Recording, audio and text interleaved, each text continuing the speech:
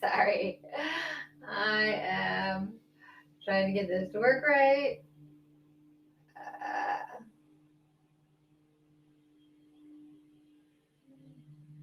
there we go. Okay. Good morning, everyone. I hope you guys are having a beautiful Wednesday. It's Wednesday.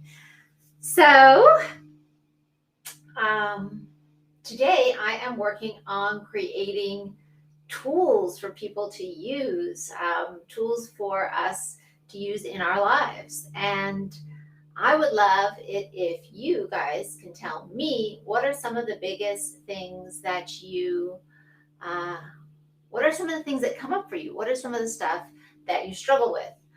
It might be with your employees, it might be in your personal life. What are the kinds of questions that come up for you? Uh, what are some of the big issues that you struggle with? Perhaps if you're an employer, for instance, what goes on with the employees that you have the biggest questions about? For instance, is it people not showing up on time? Is it um, taking company property? Is it not using their time um, to actually be doing what they're supposed to be doing at work and using it for personal time? Uh, is it bigger issues like what's going on with the culture in how advertising is done? And is it interpersonal issues with how people are treating each other? There's lots of things like so. I would love to hear from employers. What are some of those things? I would love to also hear from people personally and individually. What are some of the things that you guys perhaps struggle with? For instance, you know, standing up for yourself, asking for what you deserve, asking for what you need, um, dealing with other people's judgments affecting you or on you. There's lots of different ways in which uh, the scenarios that we might find ourselves in that we can be struggling and be like, well, what's the right approach here? How do I deal with this situation in a way that would be correct, right? Because I think a lot of us, we really want to make sure that we are acting in a way that is right, that is correct, but we often don't know or we can't figure out in the moment what that is. What's the right response to something, right? So, what I would love to hear from you is scenarios that come up for you where you could be like, okay, well, this thing happened and I wasn't sure how to respond. And then we can talk about them and we can go over them. So, I would love to hear if you guys have any scenarios like that. Hey, Wellness, how are you? Just asking. Hey, Mike, what's up, man? Just asking for people to share different scenarios that they come up with in that come up for them in their life or in their business where they're not quite sure what is the right answer, what is the right thing to do. Um, Things you have questions about. It might be in your personal life when you're having an interaction with someone. Like how do I treat my children? Or Mike says I'm on patrol again because I'm wearing my my camis. Thank you. Um, and or in business, how do I talk to my employees when they're not doing something correctly, or when maybe they're not showing up in the way that I expect them to, or they're not following company procedures or policies, or there's some interpersonal issues at work. What things come up for you? What are some issues? What are some scenarios? I would love to hear from you about that because I'm working on creating uh, tools or training courses for companies, for individuals about how we can approach these things in a way where we know that it's going to be correct, right? Where we know that we're going to be acting in the right way. And we can know that based on principle, not on guesswork, right? So Mike says, I'm coming to Vegas soon. Yay, good. It'd be good to see you for sure. Hey, Garcia, nice to see you. So tell me, what are things that come up in your life that might be a little complicating and you're not quite sure how to respond to them? Maybe you're dealing with an issue with your boss, or maybe with a partner who isn't treating you correctly. Maybe they're not fulfilling on their on their word, on their bargain, right? Maybe they made a contract with you, or they made an agreement with you to do different things, and they're not holding up their end. So, how do you deal with that? How do you handle that? What's the right thing to do in that situation? Any situations like that that you guys come up with, basically scenarios, right? Let's say you're in a discussion with maybe your romantic partner, or your brother or sister or your kid. Okay. When things come up for you, what are things that seem like you're like, boy, I really am not sure what to do in this situation. I don't know what the right answer is here. I would love to hear those kinds of questions and scenarios from you. And I'm going to be sending out a survey, right, on that to companies. And so if you'd like to participate, I would love to hear from you.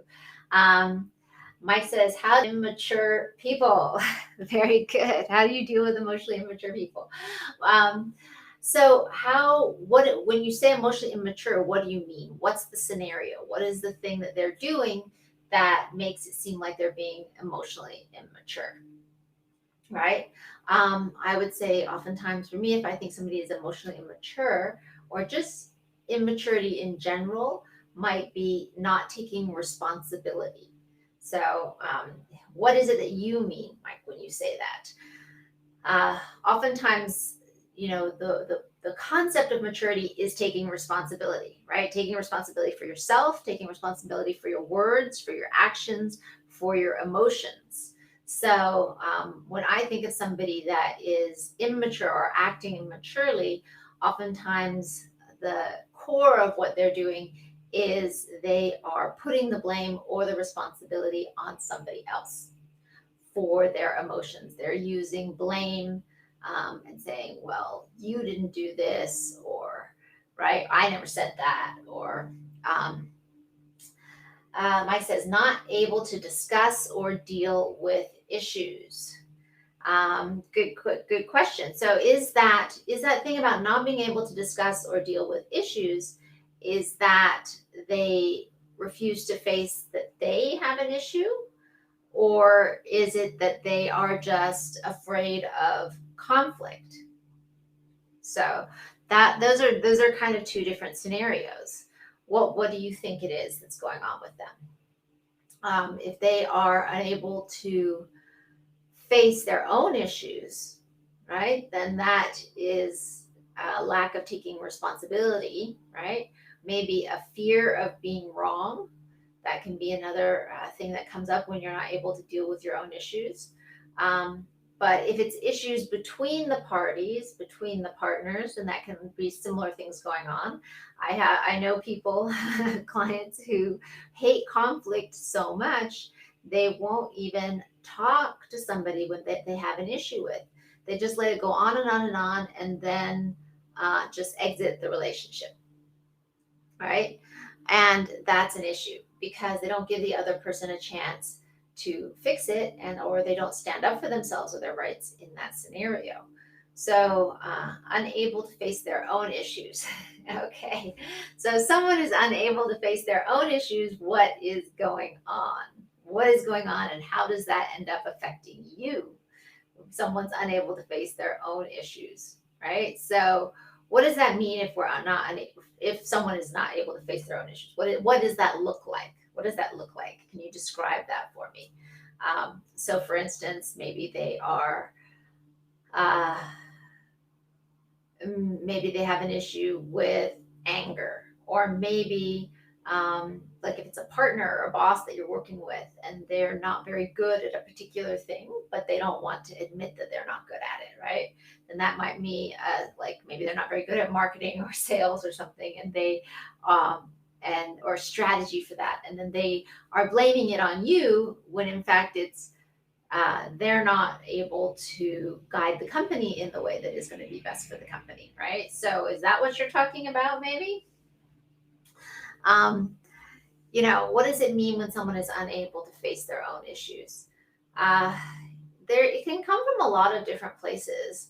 People that are unwilling to face their own issues, but oftentimes it can come from a sense of fear of being wrong, because they were made wrong or punished for being wrong, so that if they have to face their own issues and they have to say, hey, I was wrong about this, or I didn't do this correctly, it's like this, there's a deep visceral fear. It's like this, like, earth shattering thing that will break their universe apart if they have to actually admit, like, oh wait, I made a mistake here.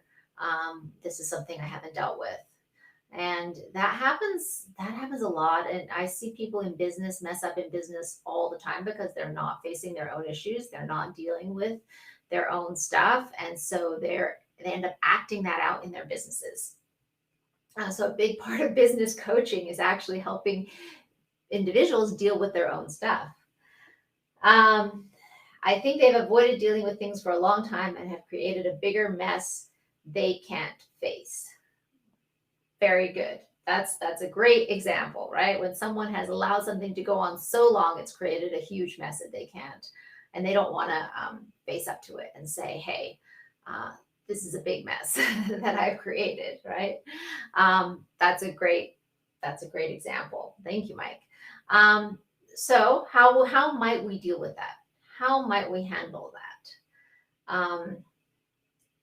Uh, One of the things here is recognizing. Let's look at the framework. How might we handle that, right? Who's responsible for which bit of it? Who's responsible for what part? Um, so really, we can only take responsibility for ourselves, for what we do, right? For how we react or handle the situation, or what we choose to do in that situation. Now, is there a way in which you might be able to share with that person, and show them what's happening in the company? And maybe you've tried and it hasn't worked, okay? And if you have tried, right, to do it nicely, of course, right? I mean, part of this is coming at it without judgment, without making the other person wrong, right? Because when we're judging somebody else and we make them wrong, then we're immediately going to create resistance against that. And that judgment on them is going to make them push back and resist us, right? So if we're like, you did this wrong and you handled this situation incorrectly, you didn't set up the business strategy right, what's going to happen? Right? Massive resistance. And that's not really our place per se, right? Now, if they said, I'm going to do this and this and this, and they didn't do it, then that's on them. They didn't do that, right? But if we got involved with somebody in a business and they are not very good at business, then how do we handle that going forward, right? How do we handle that going forward? Is there a nice way to share with them about what's going on, about how it makes you feel, about how it makes your life harder, right? Your life harder to actually do business with them. Hey, Eduardo. Is there a way that you can share that with them? So how do we do that without uh, judgment? Okay, just knowing that not everybody is good at business, frankly, and it's just not everyone's skill. And so maybe, not coming at it from a place of judgment, like you messed this up and you did this wrong, because maybe they really just don't understand and know how to behave. They don't know how to actually engage in business, right, in the correct way. So instead of just making them wrong, explaining to them, this is making it harder for me to do my job because of this and this, not you. So that's one way to do it, right? Take responsibility for your part and talk about how you feel, not what they've done that's bad or wrong. Okay. And if you're in your head that what they've done is bad or wrong, then that's going to get projected onto them and you're going to get pushback for sure. Right. But so this is another issue is structural issues that put people in no-win positions, such as store clerks having to enforce mask mandates or policies. Well, there are structural issues in any business that can put people in a very difficult position, right? That definitely happens all the time. So, for instance, if you the way the business is set up is making it really difficult for people to make sales, right, or to do their job, then that's a structural issue of the business. Now, if you understand how to do it better, is there a way that you can talk to that boss and explain things to them, um, sort of from a perspective of an incentive, right? This is going to be in your best interest, and walk them through the logic of it. Is that even possible in your situation? Sometimes it may not be possible. Sometimes uh, the situation has gotten so bad, maybe it's not possible, right? So you got to walk yourself through and say, I'm responsible for this bit. This is my job. This is what I'm responsible for that I can do. Okay. If I can't be successful at making sales, right? Um, let's say you're a sales rep for a particular product, but the company is not delivering on the product, or they don't have the right pricing structure that supports you, or they don't have the right marketing materials that support you, or things like that. Then, you know, can you fix it? Is there something you can do to fix it? Do you come up with better marketing materials? What can you do? That's first of all taking the personal responsibility. Say, what can I do? Can I talk to my boss and say, these are some strategy ideas for how to fix these issues that we've got going on in the company? But if it's a situation where that person just can't listen, right? Like they really are emotionally immature, they can't take any kind of um, uh, sort of helpful suggestions. Okay. Now remember, if you're doing it in a way that's not making them wrong, it's going to be a lot easier for them to hear you. But if that is, and that's your responsibility is to not make them wrong in the situation. And that's really hard to do, I have to tell you. Okay. So, speaking from it, this is my experience. This is what's happening when I try to make this sale, or when I try to do this. This is what's going on, explaining that in that way. But if the person just can't listen, then you have a decision to make. And you have to say, do I continue to work with this person? Do I continue to work under these conditions and in this situation? Or do I find a different path, a different job, a different, a working environment, right? Sometimes you're going to have to make that choice for yourself, because what is it we can't do? We can't control how other people act, and we can't control how they feel. We can only control ourselves. So, a vital thing for long term relationships, is Mike saying, is developing wise third party connections to act as peacemakers. Yes, that can be a great tool to have a third party that is not emotionally invested in the outcome, right? That can come in and calmly, logically say, this is what's going on. This is what's happening over here, right? This is what's happening over here. How do we create a solution? Always focused on the solution based, not on assigning blame, right? But on finding the best solution to make the company run well, to make the company successful and productive and profitable, you know? And that's, so having a third party, that can be a great way to help that conversation, right? Which is why marriage counseling, right? That's what that's all about. Bringing in an independent third party to have a conversation about that. And I feel like we should have that more in business, where it doesn't have to get to the arbitration level, right? But where there is someone that can come in with a cool head and be like, hey, this is what I hear that this is happening in the company, and this is what I hear from you guys that this is your situation.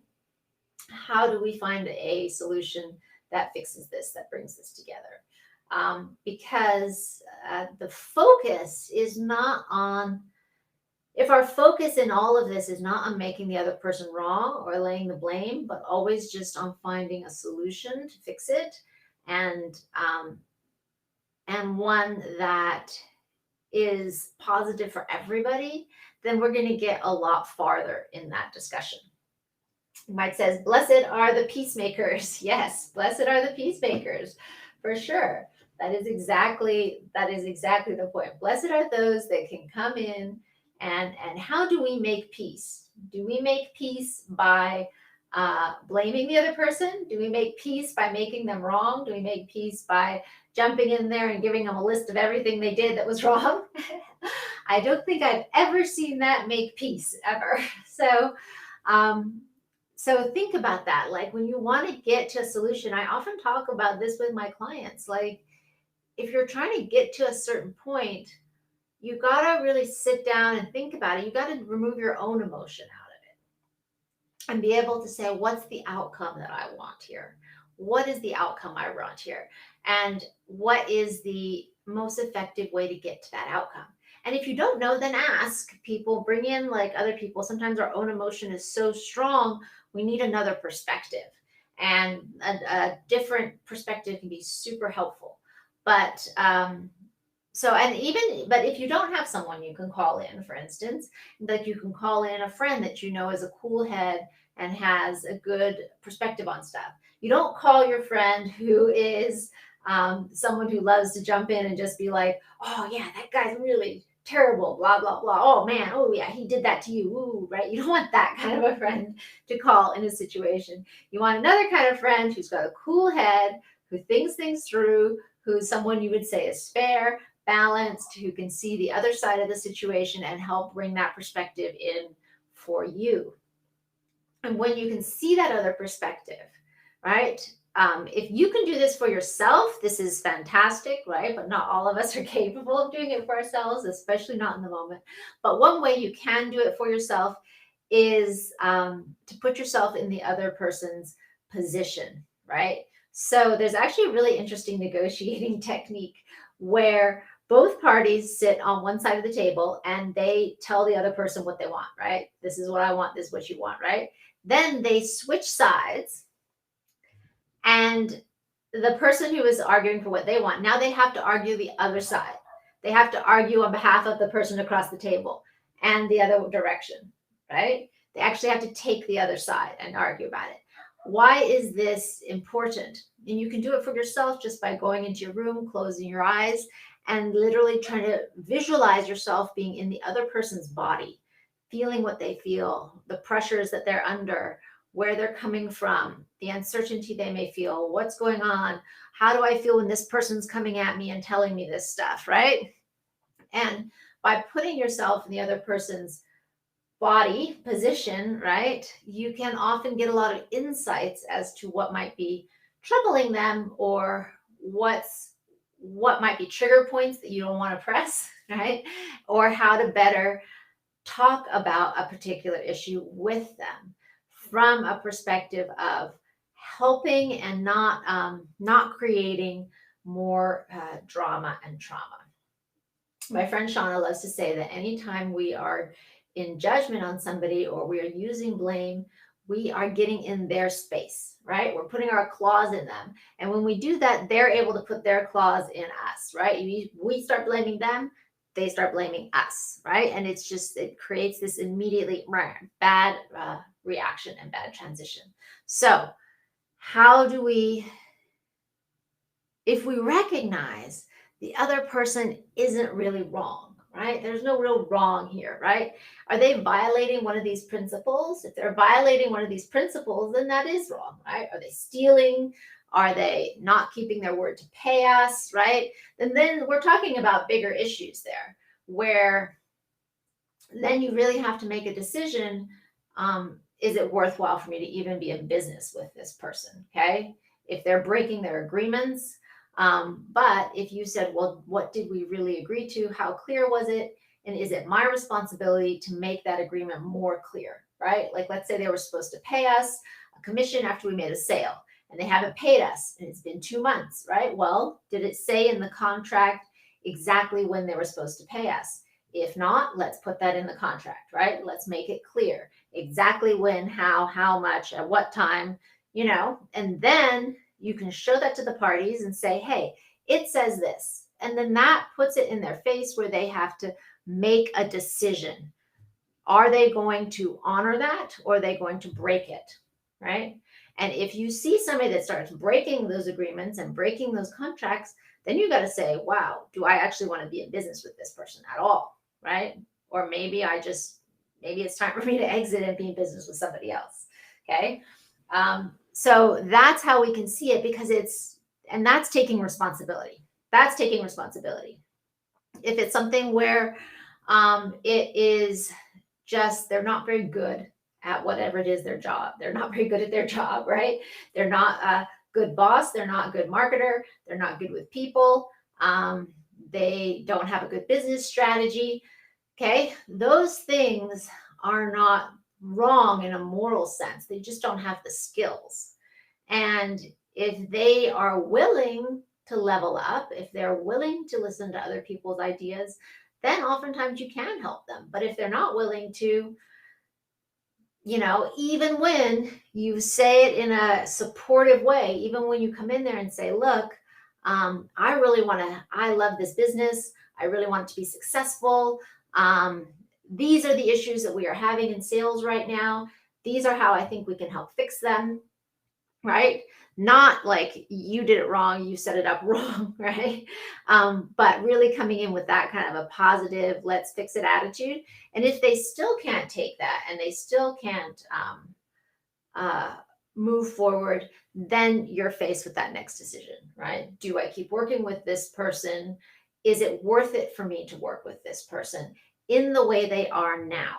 Now, if it is worth it for you, right? Let's say you're still getting a good paycheck, or you're still making good sales and getting a decent commission, even though it's not working as good as it could be, right? And you just don't feel you're in a position to find something else and do another job. You can be like, okay, well, I'm accepting responsibility for my choice to continue to work in this situation with this person. I understand what their limitations are. I understand what their flaws are. I understand that they're not good with this strategy. So are there ways that I can still succeed despite that? If there are, great. That decision is on you. You don't have to keep being mad at them or being in their space. Just accept them for who they are, right? I heard someone said, it was a great thing. He said, trust people to be who they are. Don't trust them to try to be who they're not. If you trust them to be who they are by their actions, then you're not going to be disappointed, right? So when you really recognize this is how this person is, this is what they're going to react to, then it's your choice to say, do I continue in this relationship or not? Is it still of value to me to continue in this relationship? But if you do choose to continue in the relationship, then it has to be without blame and judgment, right? Because you're making that choice for yourself, because you see that you're still getting a benefit that outweighs the problem that you're having, right? And if there's a way you can use to mitigate that problem, that's where you focus. That's where you focus your energy, right? I don't know if you remember, I told the story about a good friend of mine who is always late. She is not just a little bit late, not 15 minutes late. She's like 2 hours late on a consistent basis to stuff, And but she's just a beautiful human being. I love her. She is great at making connections and introductions. She's like social. She's a really fantastic person. So is it worth it for me to have her in my life? That's a decision I had to make. Even though, like, by not showing up on time, what's she doing? She's stealing my time, right? She's wasting my time, and that's very valuable. So I had to make a decision. I can't change her. That's who she is. And she may say, like, promise 1,000 times I'm going to be there on time. She's not. That's her personality. That's who she is, right? In that case, I make the decision. Is she valuable enough to me that I am willing to make adjustments myself to deal with that issue? Okay. And I can make those adjustments by saying, okay, well, if she tells me she's going to be at this time here, I know I'm not going to show up for at least an hour after that, right? And when I do show up, I'm going to have some work with me. I'm going to have a book to read. I'm going to have something I can do so that when she does show up, I'm not angry at her. You see, I don't want to be in a place where I am waiting for and expecting her, and then I'm angry at her when I already know that she is that way, right? That's pointless. And that's me not taking responsibility for what I already know to be true. So if I choose to stay in a relationship with her, which I did, I adapted because to me, that relationship had enough value for me to adapt my actions to be able to stay in it. And I didn't want to be angry at her. I didn't want to blame her for being who she was. So I just said, okay, if she's that way, then I change how I interact in this situation. That allows us to maintain a great friendship, and um, and I still get the benefits, right, of being her friend. She gets the benefits of being my friend, and I don't bring a lot of resentment and anger into the relationship into every time we meet. So that's what taking responsibility is for yourself. There's a few things you can do, but recognizing it's not your role to change the other person. If you choose to be with them, if you choose to work with them, at some point it just comes accepting that that's who they are, accepting them for that, and letting go of any anger or resentment because that's your choice to maintain that relationship. And then you have to figure out, like I have to figure out, what can I do to mitigate the the issues, right, on my own side for myself, right? And eventually, if it's like this is not a business relationship, this is just a friendship, so that's not a big deal, right? But if you're dealing with a situation where it's a business relationship and that's affecting your bottom line over the long term, then thinking about how do I maybe create another source of income? How do I exit it? Is there another partner I'd like to work with? Is there another way I can set up my income stream so that I'm not, faced with this, right? But you're going to be so much happier if by taking responsibility for your own actions and recognizing and allowing people to be who they are, allowing them to be who they are. If you can fix it, great. If you can't, then you got to decide: do I move on or not? Like, what's my choice there? And making the best of your situation. So, thank you, Mike, for bringing up some really great examples. I really appreciate it. See, I love it. I love the interaction. I love it when we do this. Mike says, excellent talk today. Well, thank you, Mike. And it was excellent because you participated and you gave me some good stuff to talk from. So I really appreciate that. And I would love to hear anybody you got more scenarios, put them in the comments, share it, because when you ask me these questions, it helps me to come up with the scenarios that I can use to put in my program and to teach from. So I love it. All right. So ask me the questions, any complex, difficult things that you guys are struggling with in relationships or in business or with bosses or with employees. I would love to hear about it. So send me some notes. Okay. All right. You guys have a beautiful day. Thank you for participating, Mike, and everybody else. And I hope you guys have a great day.